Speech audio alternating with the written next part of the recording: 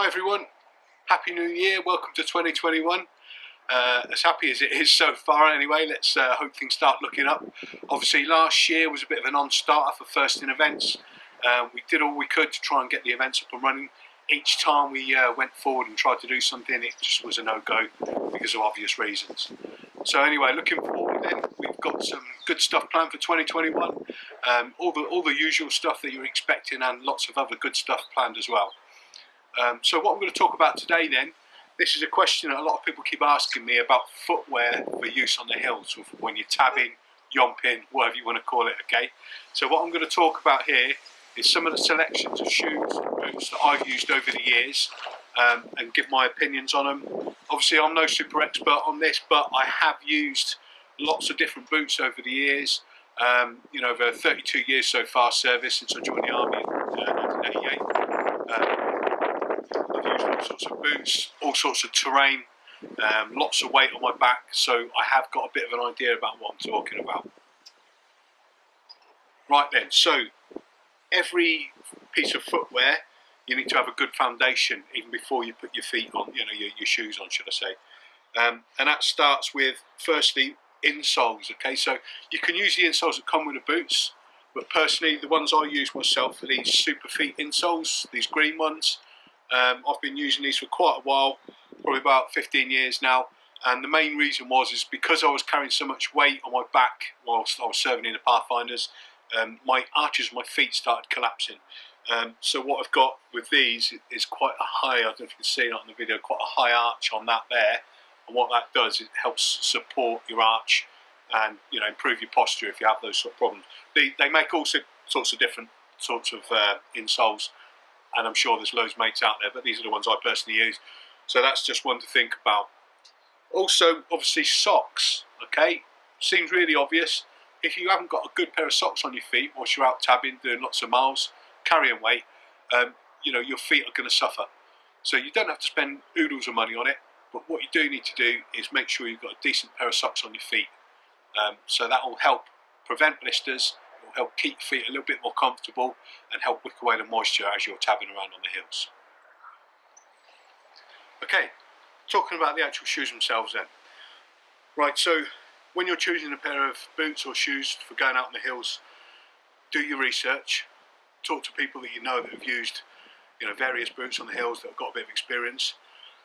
Look at reviews, go onto YouTube, look at videos, stuff like that, because once you've spent that money and you've spent a bit of time on your boots, obviously that's it done, and it can be quite an expensive mistake if you've chosen the wrong pair of boots. So when you're trying the boots on, make sure they fit you correctly, kick your foot forward to make sure your toes aren't bouncing off the front of the boot. If they are, then obviously they're too small. You need to have a little bit of space in the front there, because you're going to be wearing thick socks as well, so make sure they fit you correctly. Just bear in mind as well that what might be great for your friend or for someone else that you've seen a video on YouTube may not suit you, because everyone's different body types, different preferences, stuff like that. Another thing to bear in mind is the waterproof membrane. So most of these boots here have got a Gore-Tex membrane. That's obviously a waterproof membrane to stop the water getting in. However, it's never going to be 100% waterproof. Nothing is. Alright, if you're out for long enough in really bad torrential weather that you get in places like Brecon, moving through streams, stuff like that, the water will eventually get inside the boot. And if you have got a waterproof lining, what ends up happening is it acts as like a sponge, and it keeps the water held within the boot. So just bear in mind, if you have got a waterproof membrane, you know, it's got its pros and its cons. So talking about the actual footwear then, what I'm going to do, going from left to right, is I'm going to go through sort of light up to heavy. Okay, and the first one here then is a pair of trainers. So this is a pair of Salomon trainers. These are the X Ultras. These sell for around about 100 quid, which is quite expensive for a pair of trainers. But they're very decent. I mean, I've had these for probably 4 years now, and they're still going super duper strong. Really good, really well hard wearing trainers.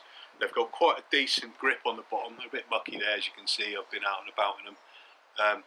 So they'll give you a decent amount of grip. It will never be as good as a pair of boots, you know, because they're just not built like that. Also, because it's a low pair of shoes as opposed to boots, then they're not going to give you the ankle support that boots give you.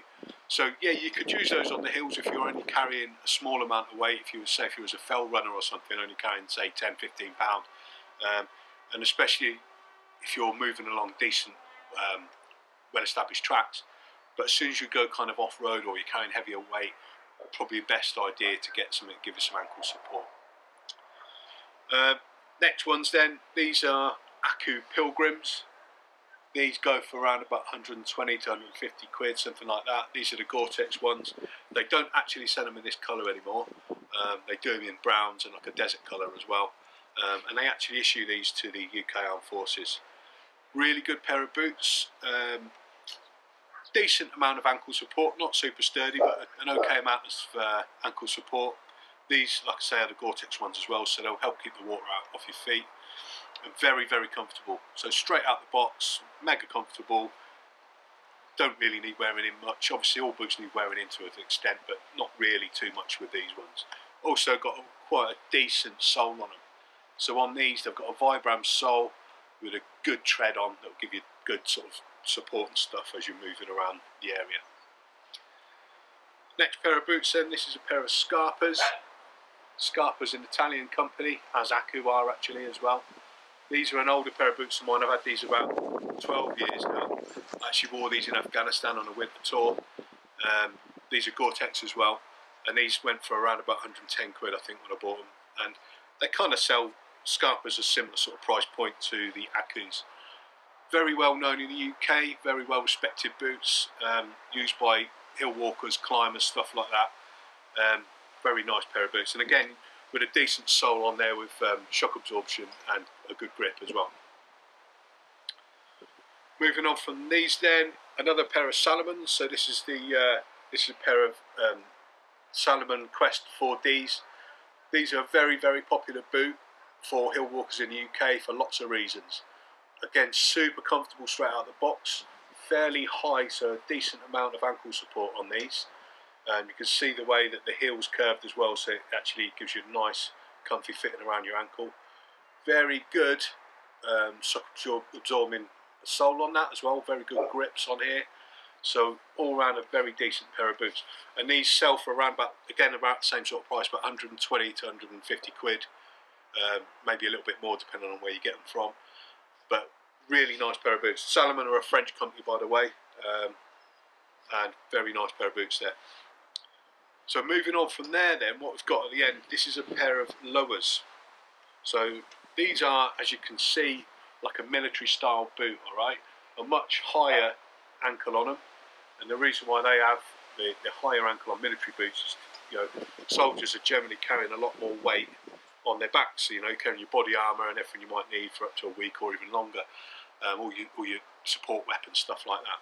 So that's why military boots tend to be longer. Some people actually prefer to use military style boots when they're doing events like Van Dance and all that, because it does give you decent ankle support. Other people prefer to have a little bit more freedom on their ankles. Again, it's your own personal preference. Lower's a German brand. I've used these style boots for a long time, probably 20 years on and off, since they first came into the UK. And yeah, great, again, really good Vibram shock absorbing soles, really good grips there, decent lacing system, all that. These aren't Gore-Tex, these are just leather, but obviously leather will give you a good amount of weather protection anyway.